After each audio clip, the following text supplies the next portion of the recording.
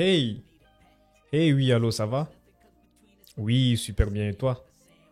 Bit quoi? Non, j'en ai jamais entendu parler. Attends, t'es sûr de toi, là? Ok. Moi, par contre, je suis pas vraiment sûr, là. Ok. Bah, on s'en reparle, on s'en reparle. Allez, ciao.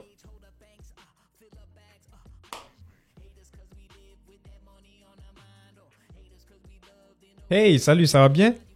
Oui, en fait, je t'appelais parce que j'ai vu les infos, là. Ton histoire de Bitcoin, là, c'est cool, hein? Oui. Puis j'ai vu que le prix est vraiment monté au plus haut, là, actuellement. Attends, tu les as vendus? Pourquoi?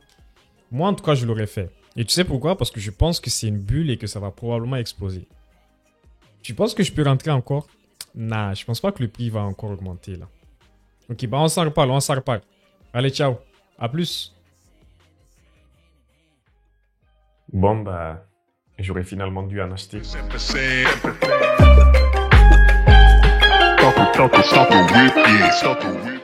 Yo tout le monde, j'espère que vous allez très très bien. C'est Yassine Farouk et bienvenue à tous dans cette toute nouvelle vidéo. Aujourd'hui, vidéo assez spéciale, on rentre dans une thématique 100% technologique. Comme vous avez sûrement dû le comprendre dans la petite parodie du début, aujourd'hui on va parler de blockchain et de crypto-monnaie. Je vais donc essayer dans cette vidéo de vulgariser ce sujet qui est relativement complexe, on va se l'avouer, mais promis, restez jusqu'à la fin, les blockchains n'auront plus de secrets pour vous, du moins pour comprendre les bases. Alors déjà, c'est quoi une blockchain? Une blockchain ou chaîne de blocs est une série de blocs qui sont interconnectés entre eux. Et que contiennent ces blocs exactement? Eh bien, ce sont tout simplement des bases de données, c'est-à-dire que vous pouvez y stocker n'importe quel type d'information. D'ailleurs, la première étude sur ce type de technologie a été réalisée par Stuart Haber et Scott Stoterna dans un document intitulé How to Timestamp the Digital Document. Leur but étant de pouvoir stocker des documents horodatés de sorte qu'ils ne puissent pas être modifiés. La vraie démocratisation de la blockchain a eu lieu en 2009 par un inconnu sous le pseudonyme de Satoshi Nakamoto, avec la création de la première chaîne de blocs avec un usage pour les crypto-monnaies, le Bitcoin. Inconnu, oui, parce que personne ne sait qui se cache réellement derrière la création du Bitcoin. Et donc, pour ce qui est de la blockchain Bitcoin, les blocs contiennent tout simplement des informations sur les transactions des utilisateurs du réseau. Vous l'avez probablement déjà entendu, mais une blockchain est caractérisée par son haut niveau de sécurité. C'est-à-dire qu'il est quasiment impossible pour quelqu'un de modifier les informations à l'intérieur de celle-ci sans que cela ne se remarque. Et vous allez comprendre pourquoi.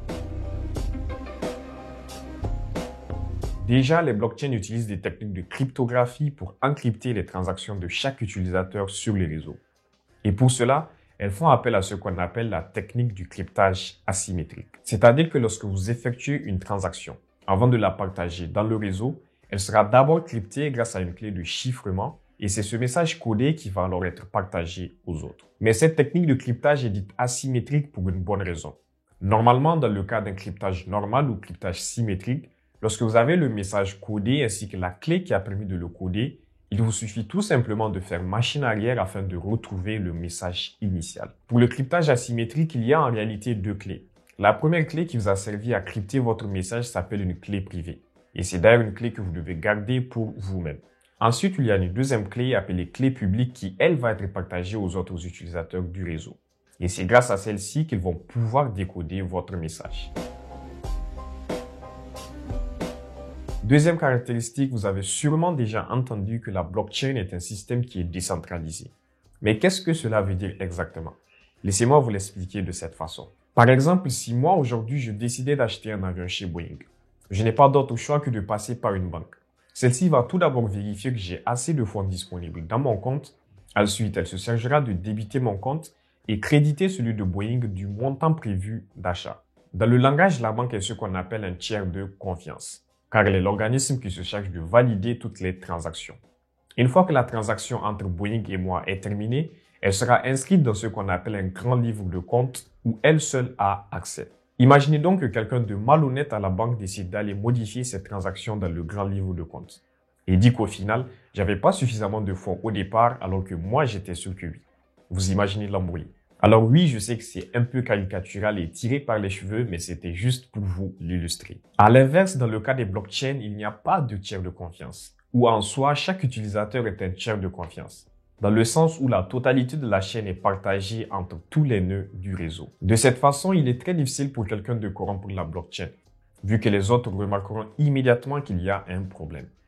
Et si encore il devrait le faire, il lui faudrait pour cela hacker au moins 50% des nœuds du réseau, vu que la validation est basée sur le consensus. Et pour cela, bonne chance. Donc là, vous savez ce que c'est que la blockchain, que contiennent les blocs et comment tout ça est sécurisé. Mais personne ne m'a encore demandé comment sont créés les blocs exactement. Eh bien, on va en parler maintenant. Et vous allez voir que c'est là où ça devient intéressant. Alors déjà, il faut savoir que les blocs dans une blockchain sont créés à intervalles réguliers. Dans le cas du Bitcoin, par exemple, un bloc est créé approximativement chaque 10 minutes. Eh bien, c'est là où les blockchains ajoutent un nouveau niveau de sécurité. Pour ajouter un nouveau bloc à la chaîne, les blockchains font appel à ce qu'on appelle des mineurs.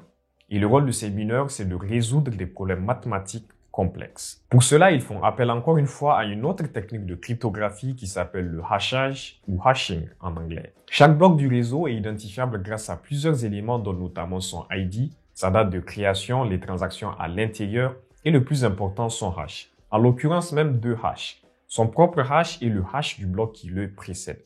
Ainsi également qu'une dernière variable aléatoire appelée un nonce qui, elle, va aider les mineurs à résoudre les problèmes dont je vous parlais. Et la fonction de hashage prend toutes ces informations pour créer le nouveau hash du bloc. Et lorsque le nouveau hash sera vérifié et accepté par toute la communauté, le bloc sera finalement ajouté à la blockchain. Alors dit comme ça semble très facile, mais en réalité, c'est une opération qui nécessite d'énormes ressources computationnelles. Déjà, une fonction de hashage marche à sens unique. C'est-à-dire que pour retrouver le résultat attendu, vous n'avez guère le choix que de faire une série d'essais-erreurs. Vous ne pouvez pas, par exemple, partir du hash et retrouver le message initial. Mais une fois que le résultat est obtenu, c'est très facile de vérifier qu'effectivement, c'est une solution au problème. D'où la rapidité de vérification par les autres nœuds du réseau. Prenons le cas du Bitcoin, par exemple. 10 minutes se sont écoulées et des transactions ont été enregistrées dans un bloc. Afin que ce bloc soit ajouté à la chaîne, les mineurs vont se concurrencer afin de retrouver le hash de ce dernier qui respecte toutes les conditions. En l'occurrence, il faut savoir que dans le cas du Bitcoin, pour qu'un bloc soit accepté, il faut que son hash débute par un nombre conséquent de 0. Et la fonction de hashage utilisée s'appelle SHA-256. On va éviter de rentrer dans les détails pour pas rendre ça trop compliqué. Le premier mineur qui trouve le résultat partage sa solution aux autres et ceux-ci vérifient que tout est bon. Et c'est à ce moment que le bloc sera ajouté à la chaîne. C'est ce qu'on appelle le proof of work. Mais vous vous demandez sûrement où est la sécurité dans tout ça. Et bien pour ça, il faut déjà avoir une fonction de hashage en action. Un message retournera toujours le même hash, mais une modification minime, ne serait-ce qu'un point ou un espace, le modifierait complètement. Une fois que le bloc est vérifié par tous les nœuds du réseau, il sera définitivement ajouté à la blockchain. Il devient permanent et impossible à modifier. Donc là, en principe, vous savez très bien comment fonctionne une blockchain et comment est-ce que l'ensemble est sécurisé. Mais sûrement, la question que vous posez, c'est à quelle étape que les crypto-monnaies interviennent dans tout ce processus? Eh bien, on va en parler maintenant en prenant le cas du Bitcoin. Vous avez vu que pour valider un bloc et pour l'ajouter à la blockchain, on faisait appel à des mineurs qui devaient résoudre une opération mathématique. Eh bien, c'est effectivement à cette étape que les bitcoins sont créés. Une fois qu'un mineur réussit à trouver le bon résultat, le réseau le récompense pour son bon travail avec une certaine quantité de bitcoins. Et d'ailleurs, on les appelle mineurs par analogie avec les mineurs d'or, vu que le processus est semblable à trouver de l'or. On sait qu'il y en a, mais personne ne sait où exactement. Aujourd'hui, un mineur reçoit environ 4 bitcoins comme récompense. Et cette quantité est divisée par 2 chaque 4 ans environ. Le minage est donc le seul moyen par lequel les bitcoins sont créés dans la blockchain. Ils sont ensuite repartagés dans l'économie. Et là, vous vous dites sûrement que 6 bitcoins, c'est quand même une somme énorme, surtout au cours actuel. Oui, mais non. En effet, je vais encore persister là-dessus, mais miner du bitcoin est une opération qui est très computationnelle. Les mineurs doivent dépenser énormément en matériel et en électricité pour pouvoir s'équiper d'ordinateurs assez puissants pour être les premiers à trouver la solution.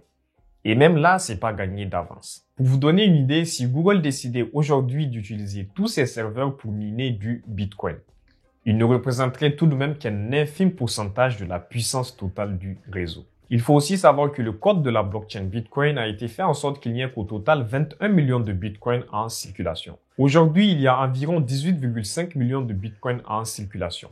Et on peut vite penser qu'atteindre les 21 millions serait très rapide. Eh bien non.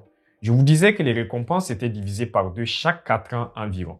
Et en plus, plus le temps avance, plus il est rare d'en trouver. On estime que le dernier Bitcoin ne sera pas miné avant 2140. Le Bitcoin est censé simuler l'or. Et l'or est une valeur sûre aujourd'hui. Au début, il y avait très peu de mineurs et c'était très facile d'en trouver. Mais maintenant, il y a beaucoup plus de mineurs et c'est très rare de le trouver, ce qui en fait un métal précieux et très valorisé. C'est ce qui pourrait expliquer également que le prix du Bitcoin, bien que volatile, ne fait que croître. Rareté égale valeur. Laissez-moi maintenant vous donner un exemple illustratif qui devrait vous permettre de bien comprendre tous les concepts abordés dans cette vidéo. Je possède 10 Bitcoins et j'aimerais acheter une Tesla. J'écris donc une transaction qui dit « Moi, Yacine, donne 10 Bitcoins à Elon Musk en échange d'une Tesla Model 3 ». Cette transaction est encodée grâce à ma clé privée et inscrite dans un bloc. Les autres utilisateurs peuvent également lire la transaction grâce à leur clé publique. Les mineurs se mettent au travail pour valider que j'ai bien 10 bitcoins et que je peux me permettre cette transaction. Ils effectuent tous les calculs possibles grâce au hashage jusqu'à ce que l'un d'eux trouve le hash du bloc qui respecte toutes les conditions. Il présente alors sa solution au problème et les autres mineurs vérifient que tout est correct. Si on arrive à un consensus, le bloc est validé et ajouté à la blockchain. Le mineur qui a trouvé la solution obtient sa récompense et la transaction est complétée. Je suis débité de 10 bitcoins et Elon Musk reçoit ses 10 bitcoins. Et moi, je n'ai qu'à atteindre ma Tesla. Si quelqu'un veut être sûr qu'il n'y a pas eu de fraude, il peut parcourir toute la blockchain et verra par exemple que dans le bloc précédent, les 10 bitcoins que j'ai utilisés pour acheter la Tesla provenaient d'un paiement que j'ai reçu après avoir vendu ma Toyota Yaris. Et ainsi de suite, on peut remonter jusqu'au tout premier bitcoin.